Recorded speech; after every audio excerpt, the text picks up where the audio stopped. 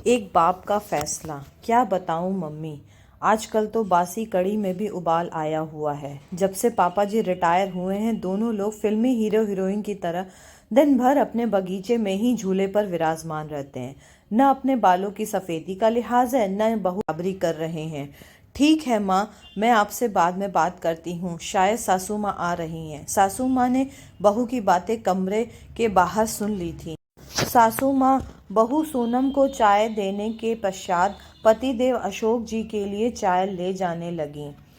ऐसा देखकर बहू सोनम के चेहरे पर व्यंग्यात्मक मुस्कान तैर गई, पर सासू माँ समझदारी दिखाते हुए बहू की इस नाजायज हरकत को नजरअंदाज करते हुए सिर झुकाए वहां से निकल गई।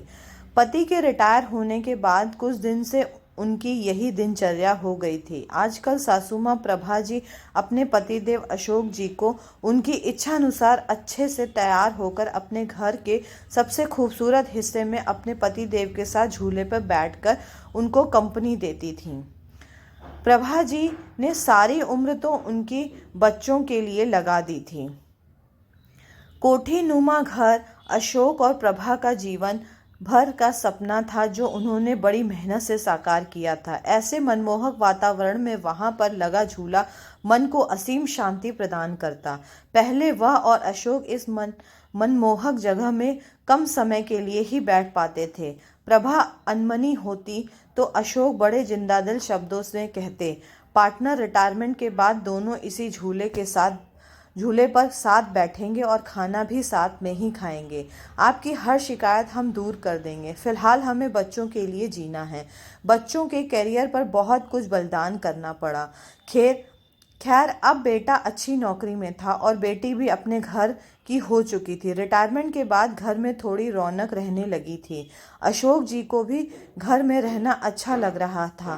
पहले तो बड़े पद पर थे तो कभी उनके कदम घर में टिकते ही नहीं थे, लेकिन उनकी बहू सोनम अपने पति नवीन को उनके माता पिता के लिए ताने देने का कोई मौका नहीं छोड़ती थी। उसने उस कोने के बगीचे से छुटकारा पाने के लिए नवीन को एक रास्ता सुझाते हुए कहा, क्यों ना हम बड़ी कार खरीद ले नवीन। आइडिया तो अच्छा है, पर रखेंगे कहाँ? एक कार खरीद रखने की ही तो जगह है घर में। नवीन थोड़ा चिंतित स्वर में बोला, जगह तो है ना, वो गार्डन तुम्हारा, वहाँ आजकल दोनों लव बर्ड बैठते हैं।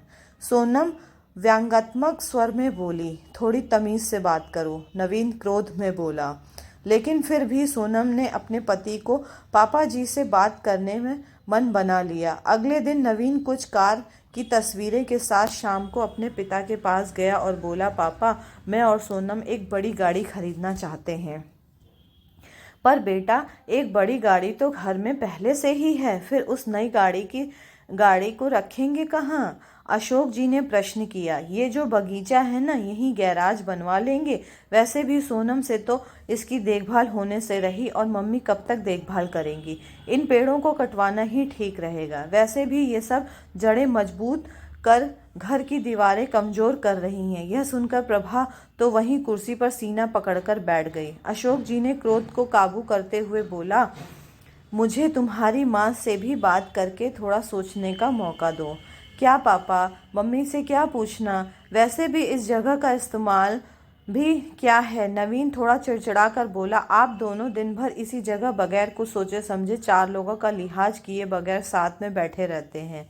अब आप दोनों कोई बच्चे तो नहीं हो, लेकिन आप दोनों ने दिन भर झूले पर साथ बैठे रहने का रिवाज बना लिया है, और ये भी नहीं सोचते कि चार लोग क्या कहेंगे।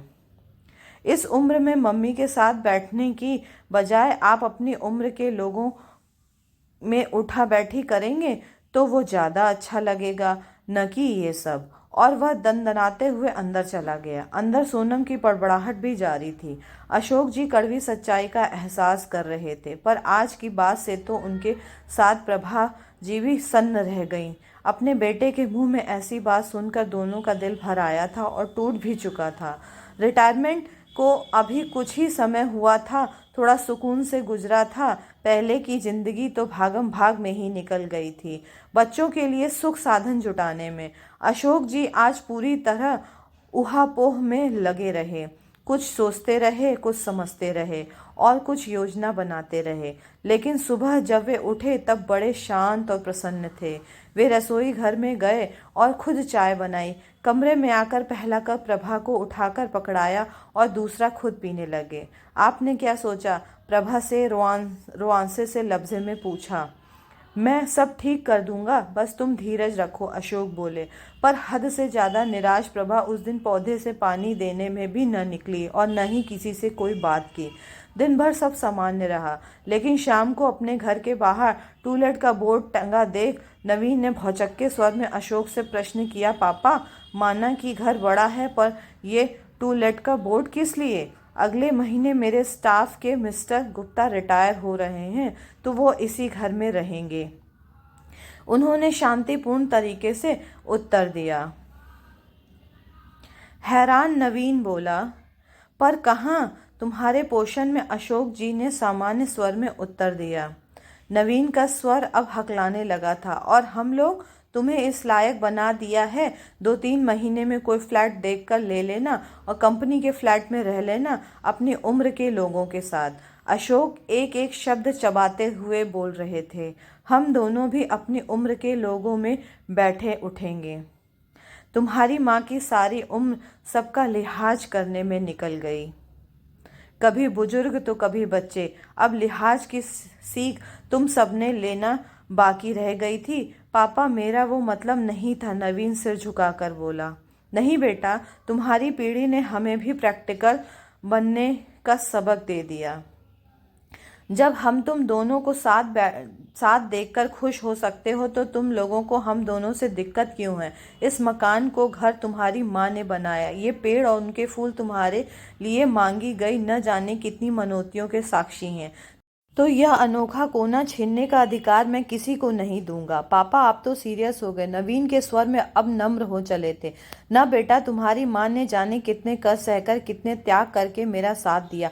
आज इसी के सहयोग से मेरे सिर पर कोई कर्ज नहीं है, इसलिए सिर्फ यह कोना ही नहीं, पूरा घर तुम्हारी माँ का ऋणी है।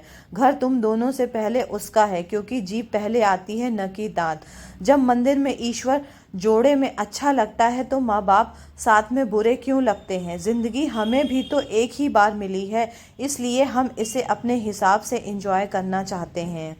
तो दोस्तों, कैसी लगी आपको यह कहानी? कमेंट करके ज़रूर बताइएगा। अच्छी लगी है तो लाइक ज़रूर करिएगा, शेयर करिएगा और चैनल को सब्सक्राइब ज़रूर करिएगा। दोस्तों, थैंक यू सो मच पूरी स्टोरी देखने के लिए, सुनने के लिए। Thank you.